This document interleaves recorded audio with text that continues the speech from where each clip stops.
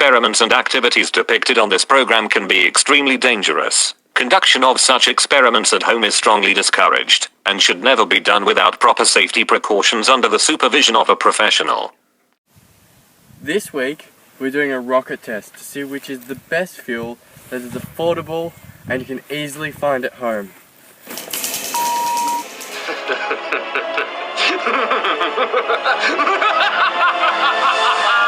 That's how you do an evil laugh. Hi, I'm Professor Spencer Cameron, and welcome to the first episode of The Mad Scientist. I'm not qualified, but it doesn't matter. I tested 5 different substances for my rocket, along with 25% of my combustible fuel, which is made up of gunpowder, sugar, and for special effects, aluminium powder. You can actually buy this, but I'm not going to tell you what it's called because it is very dangerous. The 5 substances were sugar, firelighter, oxygen, salt, and coffee. I found that the sugar just caramelized. I've seen YouTube videos on people using it with potassium nitrate. That seemed to work, but for this particular stuff, it didn't. The barbecue firelighters and the oxygen just stayed alight and didn't really burn that well as a fuel. The salt just melted and put out the flame. But surprisingly, I found coffee worked the best. So that's what I used for my rocket. Check out the test.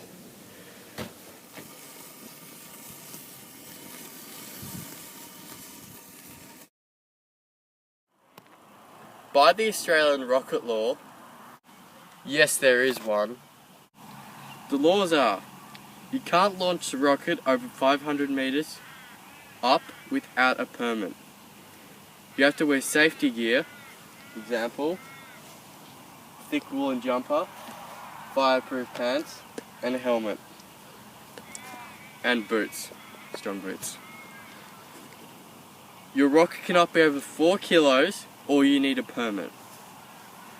The rocket has to be 500 meters away from man-made objects, example, house, car, roads. You're required to have a fire extinguisher and fire blankets. You have to be at least 20 meters away from the rocket when launching. And one last thing, I've got a bunker, so if the rocket comes towards me or when it goes up and then comes down, given that the parachute should deploy, I've got a bunker.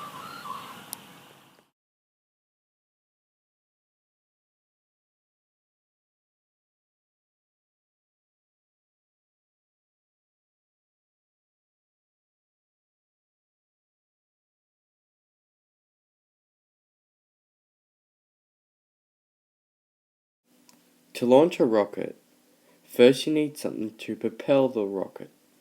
Anything that will push down will work. It could be a chemical fuel or something as simple as compressed air.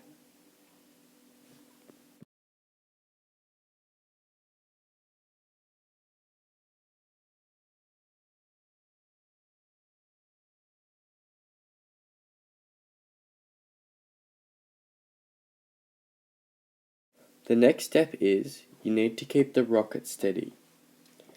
That means shaping the aerodynamics of the rocket and controlling the thrust to send your rocket straight up.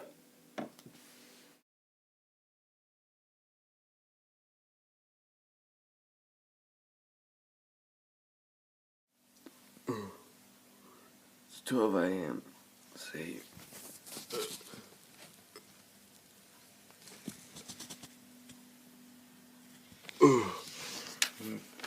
Just finished my rocket, all little mechanisms, so it should be good to launch for tomorrow. Okay, I've got some good news and some bad news. The bad news is we can't fire up there because it's too windy, and we had to move the bunker. Not really a big deal, but it's all sorted. The good news is we're go to launch. So let's do this. Okay, I've got my safety fire extinguisher and fire blanket.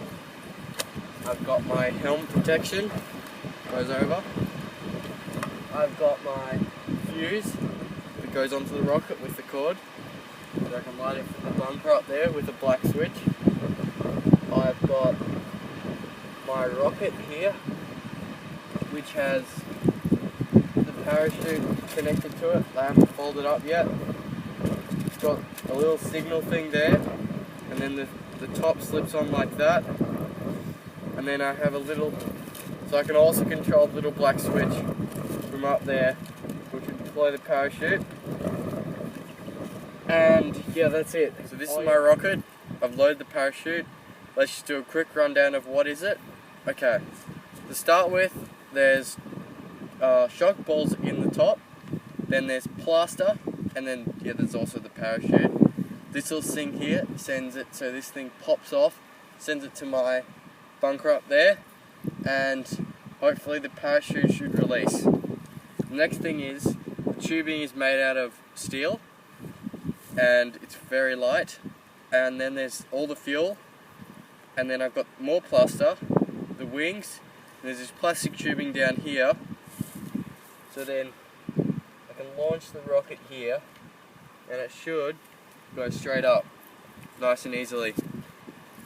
So let's get ready. Red Bull gives you wings. Okay, so I've got the switch here, on off, it's not connected yet. And then this is my bunker for protection. I'm not going to get in there just in case the rocket comes up towards me. Very unlikely. Fire in the hole! 5, 4, 3, 2, 1.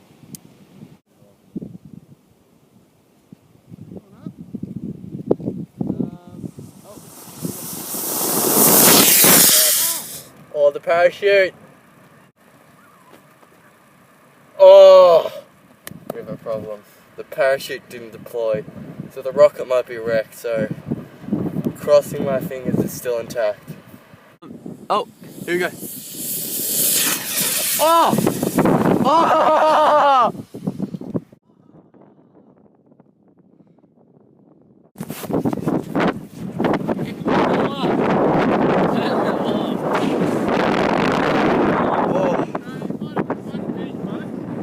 That is awesome! Oh.